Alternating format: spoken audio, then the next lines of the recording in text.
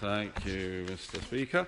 The UK low-carbon and environmental sector is growing strongly despite the disappointing recovery. It employs about 910,000 people, and this could reach more than 1 million by 2015. Might have the wrong link-up between question and answer. You're absolutely right, Mr. Speaker.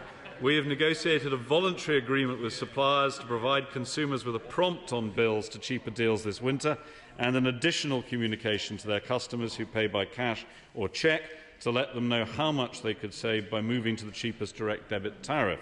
There is also a commitment from suppliers to assess the impact of the prompt on bills and to improve it in the light of this evidence.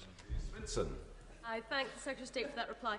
Last week, a witch investigation uncovered the appalling behaviour of the big six energy companies, finding that they failed to offer the cheapest tariff in a third of calls. Now, while I welcome the moves announced this week, I do remain slightly cynical of the willingness of the energy companies to give consumers the fairest deal.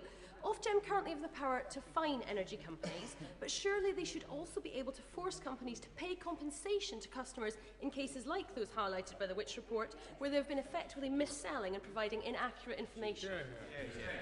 Thank you, Mr. Speaker. I consider mis-selling a very serious offence, and it is a matter for the independent regulator Ofgem to investigate.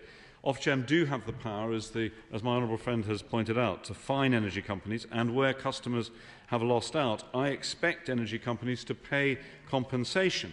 Unfortunately, Ofgem do not currently have the power to force companies to give consumer redress, despite the last government having 13 years and several energy bills to give it to them. And this government is not going to sit on our hands, unlike the benches opposite on this, and we are carefully considering legislation on this issue as part of the next energy bill. Gardner.